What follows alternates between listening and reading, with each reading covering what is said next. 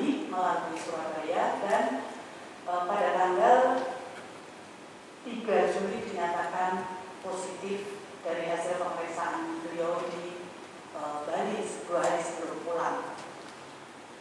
Kemudian kasus terkonfirmasi positif, dokter tersebut langsung kami isolasi ke rumah sakit. Jadi tidak sempat kontak dengan petugas maupun keluarga pada saat itu. Kemudian dari Dinas Kesehatan langsung menyikapi karena tanggal 24 mereka pernah berkontak dengan dokter tersebut, maka pada tanggal 4 Juli seluruh pegawai puskesmas dilakukan pemeriksaan. Hasil swab yang dilakukan pada tanggal 10 dinyatakan semuanya negatif. Kemudian tetap mereka menjalani isolasi, pada tanggal 13 diambil swabnya lagi. Dan tanggal 18 itu 60% dari total semuanya itu hasilnya negatif. Kemudian kalau dilihat pada tanggal 13 sampai dengan tanggal 18, itu dari posisi tanggal 24 sampai tanggal 18, maka posisi sudah 22 hari dan itu masa inkubasinya harus sudah negatif. Nah, kemudian kami dari Dinas Kesehatan melakukan tracing, memang ada posisi 2, 1 isolasi di rumah, jadi kemungkinan besar didapatkan karena transmisi baru karena dia isolasi di rumah, mungkin kontak dengan di luar. Nah, kemudian yang isolasi satunya, itu kemungkinan juga kita masih tracing, mereka melakukan perjalanan pada saat isolasi, melihat masa inkubasinya. Sehingga kenapa kami dari Dinas Kesehatan kemarin tanggal 18 sudah dipersiapkan untuk pulang supaya tanggal 20 bisa buka puskesmas. Karena posisi sudah 22 hari.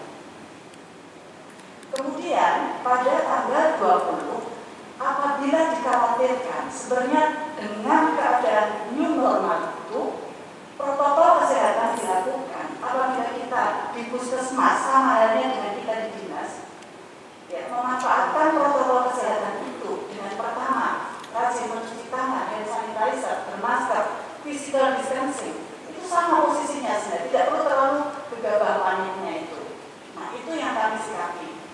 Kemudian kami memberikan keterangan dulu kepada puskesmas, sambil petugas-petugas kami dari puskesmas selalu melakukan tracing. Kira-kira keluarnya kemana saja? Memang ada beberapa yang keluar ke Torek, ke IFC, ternyata dari penonton dari puskesmas sendiri kurang ketat terhadap isolasi mereka. Nah, ini yang perlu kita khawatirkan, mungkin ada transmisi lokal yang terjadi setelah dia masa inkubasi itu. Nah, ini yang perlu kita juga harus perjelas sehingga tidak menimbulkan miss. Kemudian hotel yang dilakukan isolasi itu ada 2 kategori, Bapak Ketua.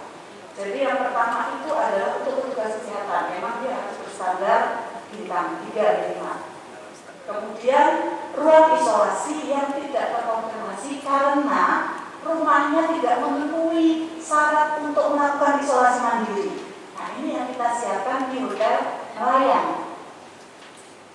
Nah, karena teman-teman di puskesmas mungkin ada penolakan dari keluarga, ya karena memang kita pada sosialisasinya pada kondisi normal juga belum begitu bisa diterima oleh masyarakat, sehingga dianggap menakutkan untuk menular. Padahal secara penelitian itu apabila yang terkonfirmasi positif dengan yang normal itu sama-sama bermasker dan berjarak 1 meter kurang lebih physical distancing-nya, itu kemungkinan untuk terjadi transmisi hanya 1%. Nah, ini kita juga petugas kesehatan sewajarnya kalau memperlakukan itu sebenarnya tidak boleh ada praktek-praktek seperti kemarin sebenarnya. Nah, ini yang memang kita harus terus gencar Bapak Ketua untuk melakukan sosialisasi ini, sehingga nantinya apabila ternyata pandemi COVID ini sudah dianggap sebagai suatu penyakit biasa yang kita sudah harus betul beradaptasi dengan itu, maka tetap protokol kesehatan itu yang akan menjadikan pegangan kita. Jadi tidak boleh panik lagi seperti itu.